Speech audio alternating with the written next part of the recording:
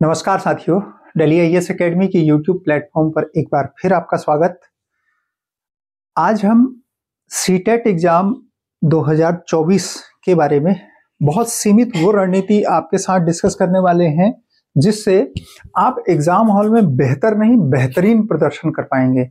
तो ऐसी क्या स्ट्रेटजी होनी चाहिए हमारी, क्योंकि एग्जाम को लेकर के जो पढ़ाई करनी थी वो हमने कर ली है, तो हमारी तैयारी अब जो भी होनी थी वो लगभग हो चुकी। इस बात को ध्यान में रखते हुए मैं आपको ये वीडियो शेयर कर रहा हूं कि आप अपनी तैयारी के आखिरी हिस्से में क्या ऐसा करें जिससे आप पास हो जाएं और बेहतर नंबर से पास हो जाएं। तो बेहतर नंबर से पास होने के लिए क्या हो सकता है, तो आज जो मैं डिस्कस करने वाला हूं अमूमन आपको ये वीडियो या यूट्यूब के प्लेटफॉर्म पर कहीं मिलता नहीं है। देखिए, क्या करना चाहिए एक बात तो ये, लेकिन जो कोई भी शेयर नहीं करता क्या नहीं करना चाहिए एग्जाम हॉल में, आज मैं उसकी भी चर्चा आपसे करने वाला हूं। तो हम बात कर रहे हैं ऑल अबाउट सीटेट एग्जाम। तो ऑल अबाउट सीटेट एग्जाम मतलब है कि सीटेट के एग्जाम में जो कुछ भी होता है, जिस कारण से रिजल्ट आते हैं नहीं आते हैं, उस पर चर्चा करने की बात मैं कर रहा हूं। देखिए, सबसे इंपॉर्टेंट बात क्या है कि अगर आप इस विषय की गंभीरता को जानना चाहते हैं कि जो आप एग्जाम देने जा रहे हैं 21 जनवरी 2024 को जो एग्जाम आपका लगा हुआ है, या सीटेट का एग्जाम जब भी आपको देना हो तब, तो सीटेट एग्जाम को लेकर के बहुत सतर्क होने की बात यह है कि हम जरा जान लें पिछली बार जो 17th संस्करण हुआ है, 17वां संस्करण सीटेट का, वो कैसा था। तो 17th संस्करण में सीटेट के अगर इसके रिजल्ट पर एक नजर डाल लें तो आपको पता लगेगा कि आपको किस गंभीरता के साथ अपनी परीक्षा की तैयारी करनी है। तो इस परीक्षा की तैयारी को अगर आप समझना चाहते हैं तो आपको पिछले साल के रिजल्ट्स को समझना पड़ेगा। तो 17th जो एग्जाम हुआ है सीटेट का, उसमें अगर आप बात करें तो मैं आपको ये रिजल्ट शेयर करता हूं। देखिए, रिजल्ट के बारे में वो ये कह रहे हैं कि ये सीटेट ने जारी किया है। जब रिजल्ट जारी हुआ है अगस्त 2023 का जो रिजल्ट आया, उसमें उसने ये कहा कि जो फर्स्ट पेपर है ना, फर्स्ट पेपर, क्योंकि पिछली बार फर्स्ट पेपर से इन्हें हटा दिया गया था। बीएड वालों को आपको जानकारी है, केवल डीएलएड वाले लोगों ने ये एग्जाम देना था। हालांकि फिर भी क्योंकि उससे पहले फॉर्म भरा जा चुका था, तो ज्यादातर स्टूडेंट ने फर्स्ट और सेकंड दोनों ही फॉर्म भरे थे। फर्स्ट और सेकंड दोनों फॉर्म भरे थे, तो उन्होंने फर्स्ट और सेकंड दोनों एग्जाम दिए। तो ऐसी स्थिति में हुआ ये कि इसमें जो अपियर लोग थे वो तो 15,01,474 लोग थे फर्स्ट पेपर में, लेकिन जिन्होंने एग्जाम दिया वो थे 12,13,704। 12,13,704 ये आंकड़ा अगर आप एक बार समझ लें तो इससे आपको एग्जाम हॉल की स्ट्रेटजी समझ में आएगी। और इसमें से पास होने वाले लोगों की संख्या 2,98,758 थी। 2,98,758। और इसका मतलब हुआ, आप मोटा मोटा ये समझें कि 12 लाख, 12.25 लाख लोगों में से ये 2,98,000 या समझ लें 3 ही लाख पास हो गए, ऐसा। तो अगर आप इसका औसत निकालेंगे ना तो 24.6% लोग पिछली बार फर्स्ट पेपर में पास हुए। लेकिन आश्चर्यजनक बात वो, जिसमें इस बार आप सब बीएड वाले लोगों को शामिल होना है सेकंड पेपर। डीएलएड वाले लोग तो फर्स्ट पेपर भी देंगे, लेकिन जो बीएड वाले लोग हैं वो जो सेकंड पेपर देने वाले हैं केवल, यानी जो स्टैंडर्ड 5th to 8th के लिए होता है, 6th to 8th के लिए होता है, उसकी मैं बात कर रहा हूं आपको, उस सेकंड पेपर की। उसमें देखें पिछली बार जो लोग अपियर हुए थे एग्जाम में वो थे 11,66,178, 11,66,178, 178। 11 लाख लोगों ने ये एग्जाम दिया। ये 12 लाख लोगों ने दिया, ये 11 लाख लोगों ने दिया। और इसमें जो पास होने वाले लोग थे ना वो 1,1,57 थे। 1,01,57, केवल इतने लोग पास हुए, ऐसे समझें इस बात को। और अगर आप इसका परसेंटेज निकालते हैं ना तो ये आप निकाल के देखिएगा तो 8.6% लोग पास होते हैं। और यही आंकड़ा है हमारी आज की डिस्कशन का। तो ये आंकड़ा देखोगे ना, जो ये 8.6% बता रहा है, ये दूसरी भाषा में इसको पलट करके कहें तो ये ऐसा बता रहा है आपको, तकरीबन 92% लोग एग्जाम में फेल करते हैं, पास नहीं हो पाते। क्या वजह क्या है इसकी? जो वजह है ना, वो आप जानेंगे तो आपको आश्चर्य होगा। जो हमने अपने बीएड के दौरान या उसके अलावा पेडागोगी को उसके बाद जो समझा है, क्लासरूम में जो आपने वो जो टीचिंग की थी स्कूल्स में जाकर के उससे जो समझा है, उस पेडागोगी के अलावा या जो हमने अपने 6th 7th 8th को लेकर के तैयारी कर रखी है, उसके अलावा कौन सी ऐसी चीज है जिसकी वजह से इतने लोग 92% लोग फेल कर जाते हैं। ये अखिल भारतीय एग्जाम है और आपको पता है ये कॉम्पिटिटिव एग्जाम नहीं है, ये एक पासिंग एग्जाम है। इसका मतलब है कि इसमें जनरल कैटेगरी को 90 मार्क्स लाने पर, 90 मार्क्स कितने में, 150 में से 90 मार्क्स लाने पर, यानी 60% मार्क्स लाने पर इसमें सिलेक्शन हो जाता है या ये हम पास कर जाते हैं। हम 60% नंबर नहीं ला पाते हैं। वजह क्या है? वजह देखिए, जो आपने तैयारी की है और अगर आपकी भरपूर तैयारी है तो आप, मैं आगे जो 4 बातें 5 बातें आपको डिस्कस करने वाला हूं वो अगर आप इस बार फॉलो करेंगे तो मेरा दावा है कि आपके 30% से ज्यादा मार्क्स बढ़ जाएंगे। 30% से ज्यादा मार्क्स बढ़ जाएंगे का ये मतलब होता है कि आप पूरे एग्जाम में 45 अंक बढ़ा लेंगे, मतलब 150 का 30% बढ़ा लेंगे। तो आप इन 45 नंबरों को कैसे बढ़ा सकते हैं, जरा ध्यान से सुनिएगा मेरी बात, आपके लिए सब काम का होने वाला है। ये देखिएगा, तो पिछली बार का रिजल्ट सेकंड पेपर में 8% रहा है, 8.6%, 8.5% मान लें इसे, और 91% लोगों ने एग्जाम फेल किया है। क्यों? हम लोग समझते हैं कि किताबों में ही तैयारी लिखी होती है, सॉल्व पेपर्स को सॉल्व कर लेने से ही तैयारी पूरी हो जाती है। मतलब जो लोग समझते हैं कि उनकी तैयारी अच्छी है वो लोग अपने नंबर बढ़ाने के लिए, और जो लोग समझते हैं कि उनको बड़ी चिंता है तो उनको अपने आप को ठीक करने के लिए, पासिंग रेंज में लाने के लिए क्या करना होगा। तो लास्ट ईयर का रिजल्ट मैंने आपको डिस्कस किया। दूसरी बात मैं ये कह रहा हूं कि एग्जाम के दिन आप क्या करें, ये सबसे इंपॉर्टेंट बात है। तो देखिए, एक तो आप क्लियर हो लें क्या, ये वो छोटी छोटी बातें हैं जो एग्जाम हॉल में आपको बहुत डिस्टर्ब करती हैं। आपको पता है सीटेट एग्जाम में कोई भी चीज, कोई भी, महिलाएं खासकर ध्यान दें इस बात का कि कोई भी ऑर्नामेंट इस तरह का जो एक्स्ट्रा है, जो हमारे सुहाग के लिए जो प्रयोग होते हैं, अनिवार्य चीजें, उनको छोड़ करके कोई भी ऐसी चीज पहन करके एग्जाम हॉल न जाएं, क्योंकि आपको बहुत डिस्टर्ब किया जाएगा, आपको बाहरी रोक दिया जाएगा, आप एग्जाम देने में लेट हो जाएंगे। पहला काम ये ना करें कि कोई एक्स्ट्रा चीज एग्जाम हॉल लेकर जाएं। और आपको शायद ध्यान होगा कि सीटेट वाले अपना पेन भी खुद ही देते हैं, फिर भी एक पेन अपना रख लें, पेन के सिवा कुछ ना रखें। एडमिट कार्ड और जो आई कार्ड होता है, यानी आधार कार्ड और एक फोटो, उसे तो रख लें। तो ये सबसे पहली चीज है, जरूरी चीज को रख लें और गैर जरूरी एक भी चीज एग्जाम हॉल न जाने पाए। क्योंकि जब आप देखते हैं ना, एक बार आपको गेट से अंदर कर दिया जाता है, फिर आपको वहां कुछ सामान के लिए रोक दिया जाता है, आपको कहा जाता है कि इसको वापस कर दीजिए। वो या तो फेंक देते हैं और या कहते हैं आप किसी को दे दें। तो आप ढूंढते हैं ना, जो आपको छोड़ने आया था वो कहाँ चला गया होगा, काश उसे दे देते तो क्या होता क्या नहीं होता। इस माइंडसेट के साथ एग्जाम हॉल में नहीं जाना है। फेल होने का बेसिक रीजन है ये कि हम लोग तैयारी के साथ नहीं जाते। अब हम लोग तैयारी का मतलब समझते हैं क्या, पता है? जो हम किताबों में पढ़ते हैं, प्रश्नों की को याद करते हैं, उनके उत्तरों के याद करते हैं, असल में हम उसे तैयारी समझ लेते हैं। तैयारी वो नहीं, तैयारी आपको सिलेक्शन की करनी है, और सिलेक्शन नॉलेज से नहीं, मतलब नॉलेज से आगे एक चीज होती है, नॉलेज की बेस्ट स्ट्रेटजी। तो वो स्ट्रेटजी के साथ आपको काम करना है। तो मैंने ये कहा आपसे, एग्जाम हॉल के दिन कोई भी ऐसी एक्स्ट्रा चीज आपको ले नहीं जानी है और जरूरी चीज छोड़नी नहीं है। इस बात का ध्यान रखेंगे तो आप बहुत आसानी से एग्जाम हॉल पहुंच जाएंगे। एग्जाम हॉल पहुंचेंगे तो क्या करना चाहिए, what you should do in exam hall.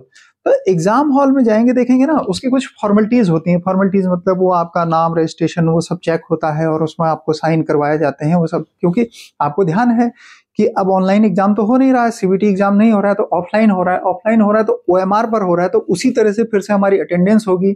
और आपको ध्यान है कि ये 2.5 घंटे का एग्जाम हमारा होता है। 2.5 घंटों तक हमको 150 प्रश्नों के उत्तर देने होते हैं, गोले भरने होते हैं। एक सबसे महत्वपूर्ण बात होती है क्या, देखिए, एग्जाम हॉल में जाने पर आपको जो फॉर्मेलिटीज के लिए पेपर भरने होते हैं वो तो एक है ही है, लेकिन उसके अलावा आपको एक पेपर मिलता है। हाँ, उसी पेपर को देने हम गए हैं, वही पेपर मिलता है। उसके अलावा क्या मिलता है, एक ओएमआर मिलती है। और इन दोनों में खूबी ये है ना, ये हमारा टेस्ट है पेपर, मतलब हमें मिलेगा, वो क्वेश्चन होंगे इसमें, लेकिन ये जमा नहीं होगा। जमा होगा ये ओएमआर। ओएमआर के साथ हम कितना अच्छा व्यवहार कर सकते हैं, यही हमारे सिलेक्शन का आधार है। पेपर को आपने कितना अच्छा समझा, आपके पास कितना नॉलेज है ये उतनी महत्वपूर्ण बात नहीं है जितनी महत्वपूर्ण बात है OMR को आपने कितना अच्छा समझा। मुझे ध्यान है बहुत अच्छे से 2019 में मेरे पास कुछ ऐसे स्टूडेंट्स आए जब प्राइवेट स्कूल्स ने भी और सरकारी स्कूल्स ने भी ये अनाउंसमेंट कर दिया अपने स्कूल्स में, जो लोग टेट एग्जाम पास नहीं होंगे उनको एग्जाम स्कूल से निकाल दिया जाएगा, ऐसा। और ऐसा अनाउंसमेंट होते ही बहुत सारे लोगों ने बहुत तरह से कोशिश की कि उनका टेट एग्जाम निकल जाए। तो मेरे पास कुछ ऐसे स्टूडेंट आए जो लगातार एग्जाम दे रहे थे जितने साल से सीटेट हो रहा है। संयोग से वो लोग मेहनत बहुत करते थे लेकिन उनके पास कोई ऐसी स्ट्रेटजी नहीं थी कि उनका एग्जाम निकल जाए। तो जब मेरे पास आए संयोग से, मैं बड़ा खुश होता हूं इस बात से कि आज वो सब लोग गवर्नमेंट में टीचर्स हैं, परमानेंट टीचर हैं। हुआ ये कि मैंने उनको 2-2.5 महीने की तैयारी कराई और 2-2.5 महीने की तैयारी में बिल्कुल सिस्टमेटिक उस तरह से पेपर सॉल्व करना और उनको पेपर की भाषा समझाना। जब ये कहा तो उन्हें लगा कि अच्छा तैयारी तो ये थी, तो उनके पास ऐसा नहीं कि नॉलेज की कमी थी, नॉलेज पर्याप्त था, लेकिन उसको एग्जाम हॉल में कैसे डील करना है ये नहीं पता था। हमने डिस्कस किया, उन लोगों ने तकरीबन 110 के आसपास, 110 के आसपास मार्क्स लेकर के अपना फर्स्ट और सेकंड दोनों पेपर क्लियर किया। और उन लोगों के लिए, चूंकि वो सरकारी प्राइमरी स्कूल्स में शिक्षा मित्र थे, तो जो लोग तो प्राइवेट स्कूल में थे उनको तो प्राइवेट स्कूल में फिर रख लिया गया, मतलब नहीं निकाला गया। लेकिन जो लोग सरकारी प्राइमरी स्कूलों में शिक्षा मित्र थे उनकी रात के रात नौकरी परमानेंट हो गई। तो इतना गंभीर है ये एग्जाम, और जो लोग आगे के लिए एग्जाम दे रहे हैं वो भी इस बात को ध्यान रखें। तो मैं उनको ये हमेशा कहता हूं, हम अपने व्यवहार से कितने अच्छे हैं, हमें कितना नॉलेज है, हम कितना अच्छा चाहते हैं अपने भविष्य के लिए, हमारे पास कितने डिजायर्स एम्बिशंस हैं, ये मायने नहीं रखता। मायने ये रखता है कि जो ये OMR में 150 गोले हमें दिए गए हैं, इन गोलों में जो आपने काला भरा ना, उनमें से कितने गोले सही जगह पर हो गए, केवल एक बात मायने रखती है। और इसके पीछे ये लिखा ही है कि ये OMR है, इसके आगे ये लिखा है OMR है। ऑप्टिकल मार्क रीडर से ये मशीन चेक करती है, कोई इंसान हमारे साथ ऐसा नहीं सोचेगा कि यार देखो ये बच्चा बहुत अच्छा है तो इसका सिलेक्शन हो जाना चाहिए, कोई नहीं सोचता। जब मशीन सोचती है हमारे बारे में तो बिल्कुल ऑब्जेक्टिवली सोचती है, मतलब सब्जेक्टिवली नहीं सोचती, उसके अंदर कोई इमोशन नहीं होते कि वो किसी के साथ दया करे। तो दया अगर मशीन नहीं करती है तो हमें अपनी स्ट्रेटजी मजबूत करनी होगी। क्या करना होगा, कैसे OMR भरनी, मैं वो भी बता रहा हूं आपको। लेकिन उससे पहले ये पेपर के साथ क्या करना है ये समझ ले जरा। पेपर के साथ ये करना है कि बहुत सारे लोग, आप में से कुछ लोग शायद विश्वास न करें, मैं आज आपको वो बात डिस्कस कर रहा हूं जिस वजह से बहुत सारे स्टूडेंट फेल होते हैं। क्योंकि ये वीडियो मैं देश भर के लोगों के लिए बना रहा हूं। मैं चाहता हूं कि भारत के वे नागरिक जो शिक्षक शिक्षिका बनना चाहते हैं वो अच्छे अपने आप को बनाएं और बेहतर रिजल्ट ले लें। तो उसमें गलती क्या होती है ना, जब हमें ये पेपर मिलता है तो शायद आपको ये जानकारी है, मैं केवल सेकंड पेपर की यहाँ डिस्कस कर रहा हूँ, वैसे तो फर्स्ट पेपर को भी डिस्कस कर रहा हूँ। फर्स्ट पेपर में देखेंगे तो 5 हिस्से होते हैं। 5 हिस्से में एक तो ये देखेंगे कि पेडागोजी होती है फर्स्ट पेपर में, और सेकंड पार्ट होता है उसका, इसके 30 क्वेश्चन होते हैं। सेकंड पार्ट होता है मैथ का, और ये मैथ में भी 30 क्वेश्चन होते हैं। उसके बाद होता है EVS का, इसमें भी 30 क्वेश्चन होते हैं, मतलब एनवायरनमेंट, पर्यावरण का सेक्शन। और फिर होता है लैंग्वेज 1 का, इसमें भी 30 क्वेश्चन होते हैं। और फिर होता है लैंग्वेज 2 का, और इसमें भी 30 क्वेश्चन होते हैं और 30 मार्क्स के होते हैं। इस तरह से पेपर 1 150 मार्क्स का होता है।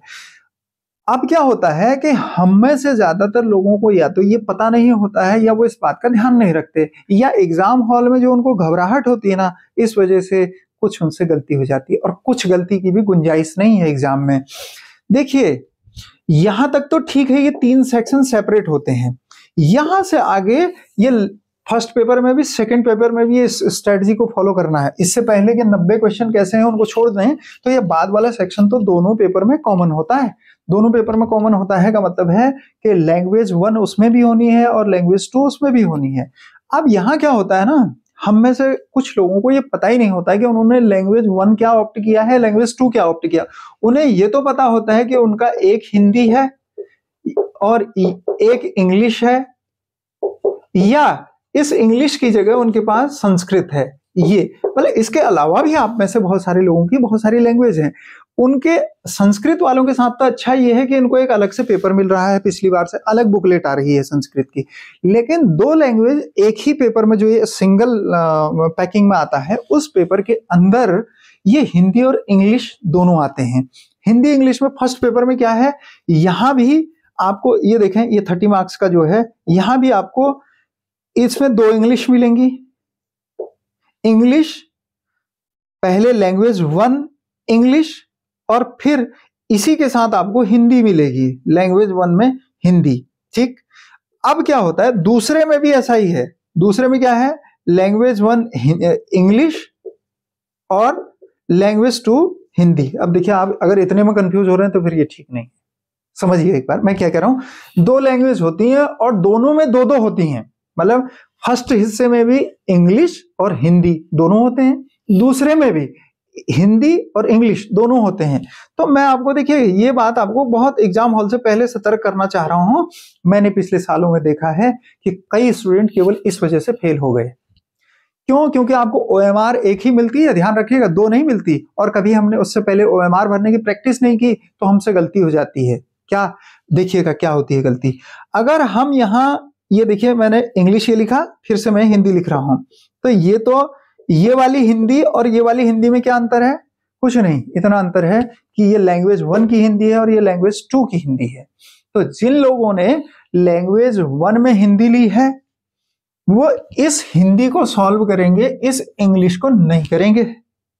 ठीक, लैंग्वेज 1 में अगर उनकी हिंदी है, अब आपको एडमिट कार्ड डाउनलोड करोगे ना, उसमें देखना, उसमें लिखा हुआ है कि आपका लैंग्वेज 1 क्या है। तो लैंग्वेज 1 यदि आपका हिंदी है तो आपको पहला सेक्शन ये इंग्लिश वाला छोड़ना पड़ेगा, फिर आपको भाग 2 में जाना पड़ेगा जहां लैंग्वेज 2 है। मतलब भाग 5 इस पेपर का, ये भाग 4 होता है, पार्ट 4 के फर्स्ट हिस्से को सॉल्व करना होगा। फर्स्ट हिस्सा क्या है, लैंग्वेज 1, क्योंकि ये लैंग्वेज 2 यहाँ हिंदी है और हिंदी आप ऑलरेडी यहाँ सिलेक्ट कर चुके हैं, हिंदी एक ही जगह भरनी है आपको। क्या होता है ना, हम में से ज्यादातर लोगों को क्या गलती हो जाती है, जब वो यहां से क्वेश्चन शुरू करते हैं तो ये 90 से 120 तक होते हैं। ये इंग्लिश में भी 90 से 120 लिखे होंगे और हिंदी जब इसका शुरू होगा तो ये भी 90 से 120 होगा। ठीक, अब OMR उन्होंने शुरू की और उनको लगा कि एक लैंग्वेज उनका इंग्लिश है और एक हिंदी है, तो उन्होंने क्या किया, पहले वाला इंग्लिश चुन लिया। जबकि उन्होंने सेलेक्ट क्या किया था, उन्होंने पहली लैंग्वेज में हिंदी सेलेक्ट की थी और भर दिया क्या, इंग्लिश का। क्योंकि उन्हें ध्यान में ये रहता है उनका एक इंग्लिश है एक हिंदी है। कभी ये कंफर्म ही नहीं होता है कि उनका लैंग्वेज 1 इंग्लिश है या लैंग्वेज 1 हिंदी है। तो पहले तो ये कंफर्म हो लें कि आपका लैंग्वेज 1 हिंदी, इंग्लिश, संस्कृत क्या है। तो जो भी है उसे आप यहां से ऑप्ट कर लें और वो क्वेश्चन नंबर 90 से लेकर के 120 तक होगा। ठीक, और दूसरा क्या, दूसरा आपका ये रहेगा, ये इंग्लिश और हिंदी में से अब जो बचा हुआ है, आपने एक तो यहां भर लिया, इंग्लिश भर लिया या हिंदी भर लिया। हमारे यहाँ नॉर्थ इंडिया में ज्यादातर बच्चे हिंदी को पहली लैंग्वेज बनाते हैं और इंग्लिश को दूसरी। ऐसा मतलब जरूरी नहीं है, ज्यादातर बच्चे ऐसा करते हैं। जो नहीं करते, अगर हिंदी इंग्लिश वाले कॉम्बिनेशन में है वो कर भी लें, क्योंकि हिंदी फर्स्ट पेपर की आसान होती है। क्योंकि अगर दोनों में आपने एक तो हिंदी लेनी है तो पहला पेपर ये ले लें। दूसरा देखो यहां पर क्या है ना, ये 121 से लेके 150 तक होते हैं, हिंदी में भी इंग्लिश में भी। अब क्या होता है कि OMR आपने देखी और आपको ये लगा कि 90 से लेके 120 तक आप भर चुके इंग्लिश और आपका सब्जेक्ट था क्या, हिंदी, और 90 से 120 आपको भरने चाहिए थे हिंदी और हमने भर दिया इंग्लिश। तो OMR ना दया नहीं करता। OMR मतलब OMR मशीन, जो स्कैनर मशीन है ना, वो कहते हैं अगली बार फिर आइए प्लीज। तो प्लीज, हमारी लाइफ बहुत इंपॉर्टेंट है, हमारा करियर बहुत इंपॉर्टेंट है और हम एक अवेयर सिटीजन और एक सजग शिक्षक शिक्षिका बनने जा रहे हैं। ये वाली भूल न करिए। कैसे नहीं होगी ये भूल, बता रहा हूं। देखिए, जैसे ही आपको एग्जाम हॉल में ना पेपर मिले तो पेपर में कुछ और करें न करें, ये तो करना ही पड़ेगा। शुरू में उसमें रोल नंबर भरना पड़ता है, आपके वो इन्विजिलेटर के सिग्नेचर होता है। वो करने के बाद आपको ना सबसे पहले इन 3 सेक्शन को छोड़ करके, अगर ये फर्स्ट पेपर है तो ऐसा, अगर ये सेकंड पेपर है तो इसमें पेडागोजी और वो अपने सब्जेक्ट को छोड़ करके, क्योंकि वहां इन 2 को मिला करके क्या हो जाता है, साइंस या SST वाला हो जाता है कॉम्बिनेशन SST, तो ये हो जाता है 60 नंबर का। ये तो आप जानते हैं, अगर नहीं जानते तो इस पर भी चर्चा कर लेंगे। तो ये 60 नंबर के इस कॉम्बिनेशन को इनको छोड़ दीजिए, यानी 1 से 90 तक में तो आप तनाव लीजिए ही मत, पहले इसको छोड़िए।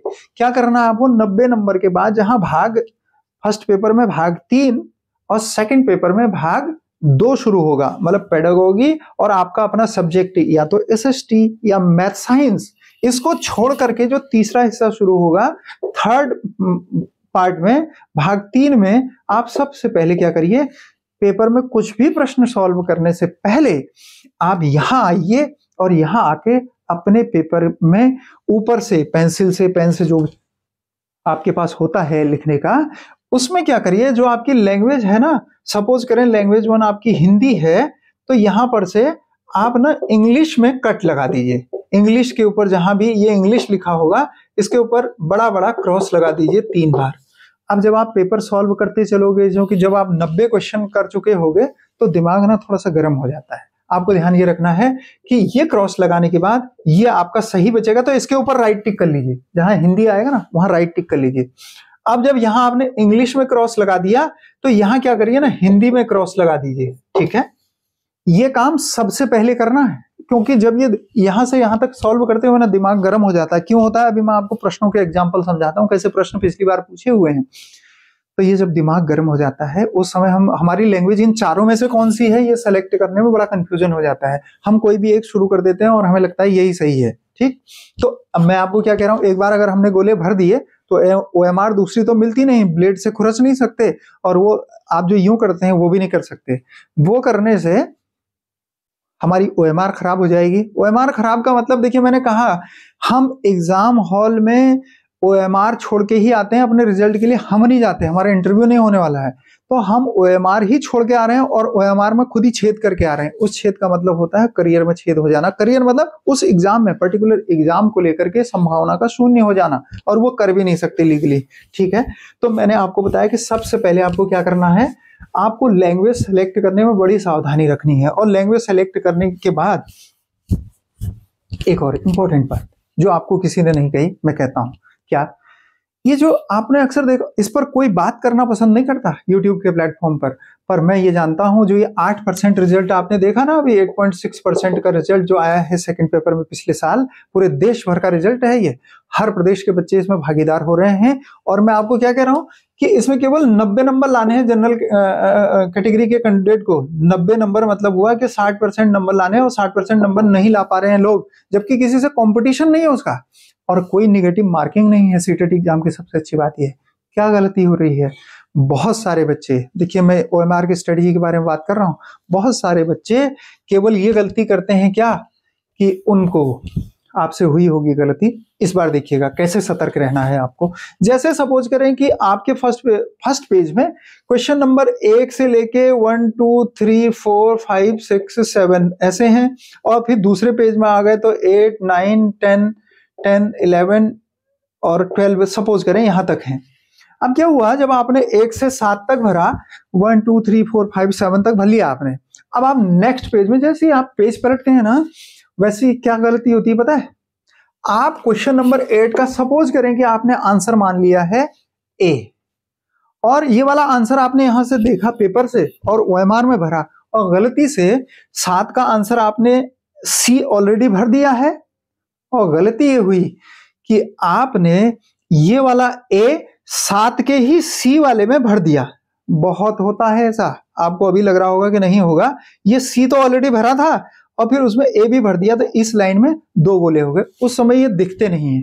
कब दिखते हैं पता है आपको, जब आप यहां से यहां तक पूरे भर लेते हो, 6-7 प्रश्न अगले पेज के लाइन से, चूंकि ये वाला A भर गया 7 नंबर में, अब जो 9 का आंसर आप देखेंगे वो भरा जाएगा 8 में, और 10 का आंसर 9 में, मतलब एक कम होता चला जाएगा, और पूरे इस पेज के 6 7 5 सवाल जितने होते हैं ना, सब लाइन से गलत हो जाते हैं। तो आधा टेंशन पता है किस बात का होता है, इससे आगे क्या होगा, मतलब इसको खुरच दें कि इसको क्या करें, ब्लेड मिल जाती तो इसको ऐसे कर लें कि कैसे कर लें, ये टेंशन अपने दिमाग में ना आने दें। कैसे नहीं आएगी वो भी सुने, कैसे नहीं आएगी ये टेंशन, इस बात को ध्यान रखें।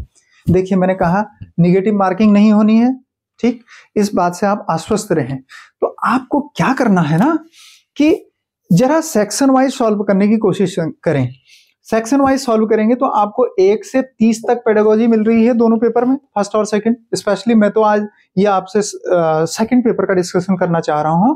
तो पेडागोजी जो मिल रही है ना आपको 1 से 30 तक, 1 से 30 तक सॉल्व कर लीजिए। सब जो तुक्के मारने हैं वो भी मार लीजिए, तुक्के तो मारने ही पड़ेंगे, मतलब वहां छोड़ना किसके लिए है, निगेटिव होना नहीं है। तो तुक्के तो आपको मारने ही मारने हैं, तो हम जानते ही हैं, वो तो मारेंगे ही आप। मतलब 30 के 30 सॉल्व करने हैं। जब 30 सॉल्व करते हैं ना एग्जाम हॉल में, अपने आप को बैलेंस रखने का, ओएमआर को बेहतर तरीके से भरने का तरीका क्या है कि देखिए क्वेश्चन नंबर 1 से लेकर के आपने सब में टिक किए। 1 में सपोज करें कि आंसर सी है तो आपने सी पर टिक कर दिया, 2 में ए है तो ए पर टिक कर दिया, 3 में डी है तो डी पर टिक कर दिया, और 4 में ये है तो इस पर टिक कर दिया। सपोज करें कि 4 आपको नहीं आ रहा, थोड़ी देर के लिए फर्स्ट राउंड आपने किया, आपको नहीं समझ में आया, 5 भी आपको समझ में नहीं आया, 6 भी आपको, चलो ये आया तो इसमें आंसर बी निकला। इस तरह से आपने कुछ छोड़ दिए, कुछ कर लिए। लेकिन क्या करना है, यही सतर्क रहने की बात है। क्या आप ना यहाँ 30 तक चले जाइए, क्वेश्चन नंबर 30 तक, और 30 तक जाने के बाद एक बार फिर लौटिए, और जो ये यहाँ पर आपको करना है ना, आपको बी सी में कंफ्यूजन हो रहा है, ए डी में कंफ्यूजन हो रहा है, एक सेलेक्ट करिए और मान लीजिए कि इसका आंसर ए है, इसका आंसर सी है, कुछ भी मान लीजिए, आपने मान लिया, फाइनल, खत्म। यानी पेडागोगी सेक्शन 1 से लेके 30 तक पूरा हो गया। ओएमआर उठाइए, क्या करिए, ओएमआर भर दीजिए ना, ओएमआर मत भरिए। अभी क्या करना है, आपके जो ओएमआर में ये गोले बने हैं ना, ए बी सी और डी, इसमें से देखिए ये सी, पहले का आंसर सी है, तो ये गोला भरना नहीं है, इसमें ऐसे टिक कर देना है, बस हो गया। इससे क्या होगा, ये सिखाने की बात नहीं है और कोई बताता भी नहीं, लेकिन सबसे इंपॉर्टेंट सीखने की बात यही है। क्यों? क्योंकि मैं फिर कहना चाह रहा हूं, एग्जाम हॉल में हम जो अपने रिजल्ट के लिए छोड़ के आते हैं वो ओएमआर है, हमारा चेहरा और हमारा नॉलेज का इंटरव्यू नहीं होने वाला कहीं। इसलिए इस ओएमआर के साथ अच्छा व्यवहार करना है अगर आपको करियर बेहतर बनाना है। मेरी उम्मीद यह है कि मेरे जो अनुभव हैं, फेलियर के अनुभव, उन अनुभवों से आप एक बार में ही सीख करके जाएं और अच्छा रिजल्ट लाएं। मेरे हृदय में यह संवेदना है, इसलिए मैं आपको ये वीडियो बना रहा हूं। तो ये बात कहना चाह रहा हूं कि इसमें केवल टिक करिए, और जैसे इसमें देखिए 2 में ए लिखा हुआ है तो 2 का आपको पता है कि ऐसे ये गोले बने, ए में टिक कर दीजिए, और फिर ये 3 नंबर में डी बना हुआ है तो ऐसे डी में टिक कर दीजिए। क्या हुआ, यही करके छोड़ दीजिए। 1 से 30 तक खत्म हो गया, 30 के 30 टिक हो गए। अब इस सेक्शन का झंझट खत्म, गोले अभी नहीं भरने। अब आप गए आगे, कहां से, अगर सेकंड पेपर है तो वो आपके सब्जेक्ट का होता है, उस पर मैं छोटी सी बात अभी करता हूं आपसे। क्या वो होता है 31 to 90। ये क्या होता है, ये एसएसटी वालों के लिए एसएसटी होता है और साइंस मैथ्स वालों के लिए साइंस मैथ्स होता है, ये तो आप जानते ही हैं। तो ये साइंस मैथ्स और एसएसटी सेक्शन को डील करने के लिए फिर वही स्ट्रेटजी आपको अपनानी है। क्या होगा, आपको यहां से बहुत सारे सवाल आ रहे होंगे, नहीं आ रहे होंगे। 2022 से अगर आप सवालों को देखें तो आपको मालूम होगा एकदम स्टैंडर्ड बदल गया है। मतलब कंपटीशन बहुत ऊंचा कंपटीशन, चूंकि इसमें देखिए मैंने क्या कहा, एक क्वालिफाइंग एग्जाम है, इसमें कंपटीशन नहीं है, आपको मेरिट में नहीं आना है, केवल 90 नंबर लाने हैं। मतलब जनरल कैटेगरी के लिए कहें तो मेरिट पर भी अभी चर्चा कर लेंगे किसी एक दिन। लेकिन फिलहाल तो आप इस बात को समझें कि हमें किसी कंपटीशन में किसी को पीछे नहीं लाना, केवल अपने लिए 90 नंबर इकट्ठा करने हैं। हालांकि मैक्सिमम जितने लाएंगे, पिछली बार हमारे यहाँ 136 और 138 तक मार्क्स स्टूडेंट्स लाए हैं, उनके साथ हमने भी मेहनत की, उन्होंने भी मेहनत की। तो आप अगर चाहेंगे कि वैसी मेहनत जो हमने कर रखी है आज तक पिछले 4-5 सालों में सीटेट के स्टूडेंट्स को पढ़ा करके, उस मेहनत का आपको सीधे फायदा ये मिल सकता है कि आप हमारे डिस्क्रिप्शन बॉक्स से हमारे ऐप का लिंक जो दिया गया है उसको ऐप को डाउनलोड कर लें, और वहां से इसके जो फ्री टेस्ट दिए गए हैं ना उनको सॉल्व कर लें, और उससे आपको अपनी रैंक और अपने मार्क्स का पता लग जाएगा। तो उस ऐप के उस लिंक का यूज करके आप देखें ना बेहतर स्ट्रेटजी बना पाएंगे। और आज जो स्ट्रेटजी मैं आपको डिस्कस कर रहा हूं ना, इसके बाद तो कम से कम उसे जरूर कर लें। तो वो नीचे ऐप डिस्क्रिप्शन बॉक्स में ऐप का लिंक है, उसको यूज करें, वो आपके बहुत काम आएगा। तो मैं आपको क्या कह रहा हूं, मैं ये कह रहा हूं कि 31 से 90 तक जाएंगे तो आपको फिर से यही स्ट्रेटजी अपनानी है कि जिनके प्रश्नों के उत्तर आपको आ रहे हैं, अच्छी बात, नहीं आ रहे हैं तो उनमें भी कोई ना कोई टिक आप अपने हिसाब से मार लीजिए। अब पिछले साल से ये वाला सेक्शन सबसे डिफिकल्ट हो गया है, क्योंकि हम ये सोचते हैं कि हम इसमें बीएससी हैं, एमएससी हैं, बीए हैं, एमए हैं, मतलब ग्रेजुएट हैं और पोस्ट ग्रेजुएट हैं।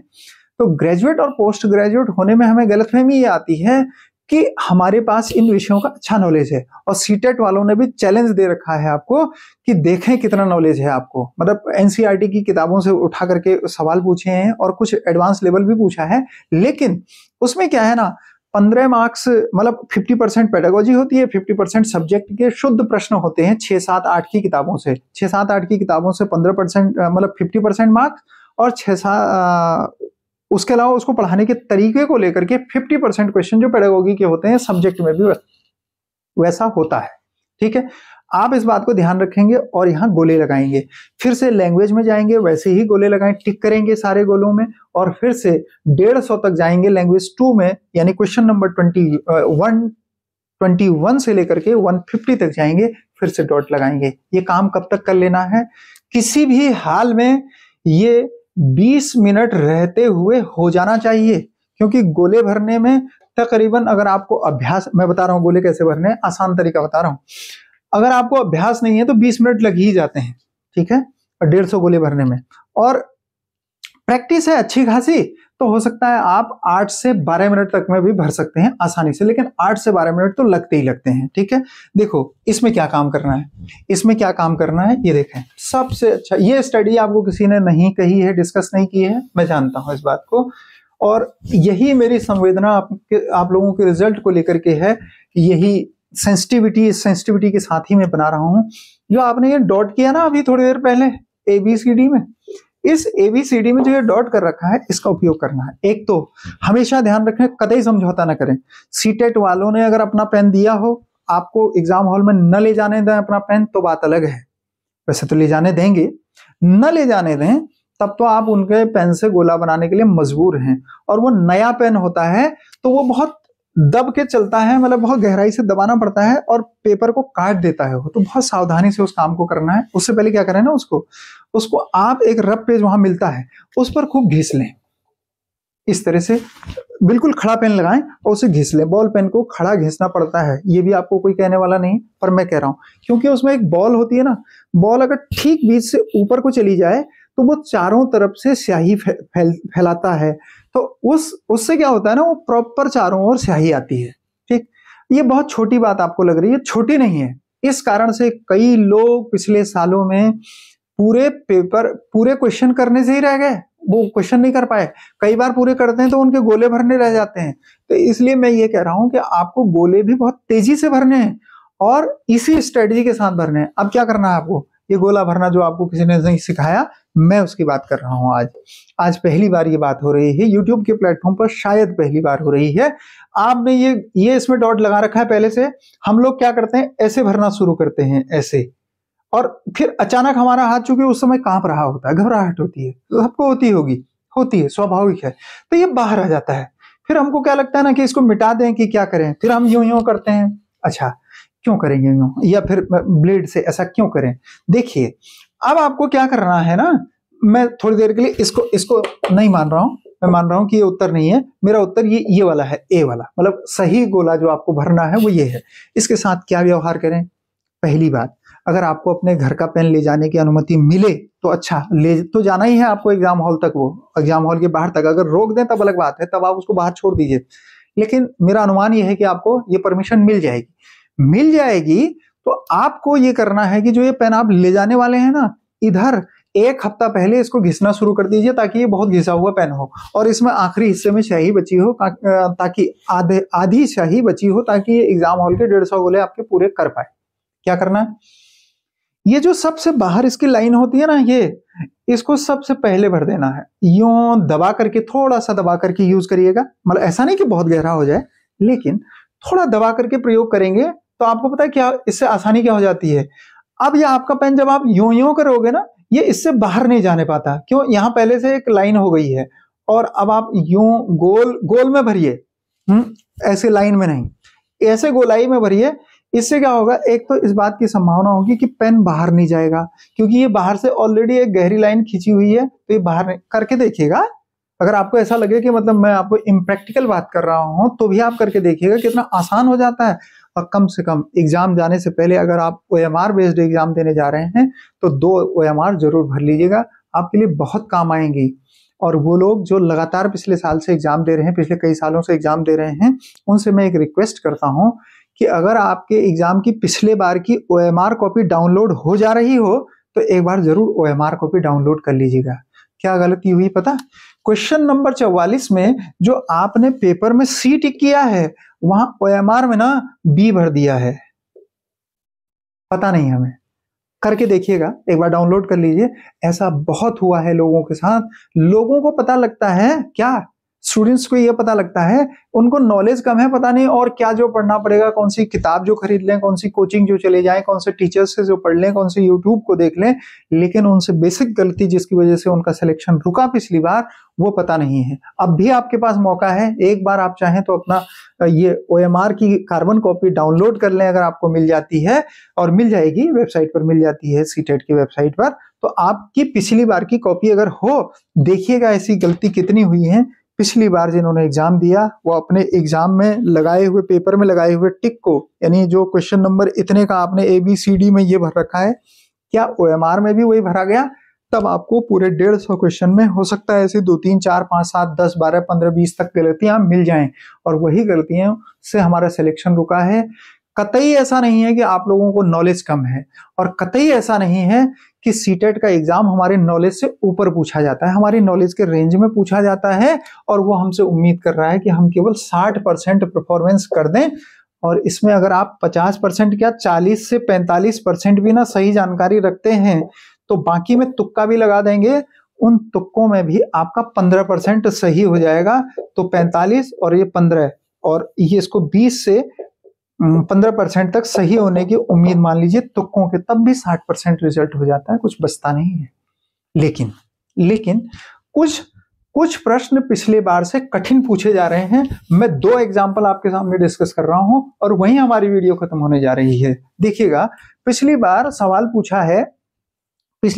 पूछा ये 20 अगस्त 2023 को जो सवाल आया, उसमें SST में एक सवाल पूछा 41 नंबर का दिया गया है इसमें, और ये पूछा है कि आपराधिक न्याय प्रणाली का पाठ खत्म होने पर एक शिक्षक उच्च प्राथमिक कक्षाओं के विद्यार्थियों को जिला न्यायालय ले जाता है। यह अवलोकन निम्नलिखित में से कौन सा से उद्देश्य पूरा करते हैं? और उसमें फिर नीचे उसने 3 ऑप्शन बनाए, ABCD। न्यायालयों के प्रकार्य का अनुभव करना, वकीलों, न्यायाधीशों और कर्मचारियों की भूमिकाओं पर बातचीत करना, B न्याय पाने में आने वाली चुनौतियों को दिखाना तथा व्यवस्था के बारे में भय पैदा करना। ठीक है। और तीसरा इसने कहा कि विभिन्न मुकदमों में फंसे लोगों की परेशानियों को दिखाकर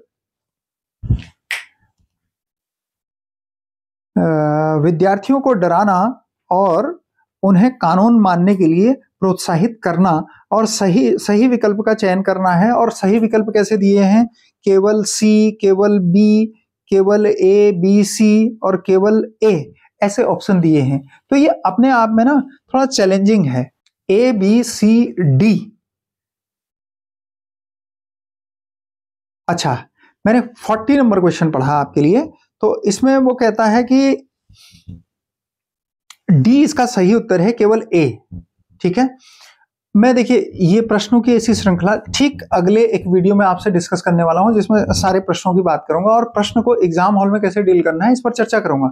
मैं आपको इसके माध्यम से केवल एक बात बताना चाह रहा हूं। क्या मैं साइंस के भी मेरे पास ऐसे सवाल हैं। देखिए, एक सवाल साइंस में उसने पूछा है, क्या बड़े लंबे चौड़े प्रश्न हैं। मैं ये बताना चाह रहा हूं आपको, पिछले 2022 से प्रश्नों की लंबाई बढ़ गई है। जैसे आप ये देखें ना, क्वेश्चन नंबर 73, 72 ये सब आपके सामने दिखाई दे रहा होगा।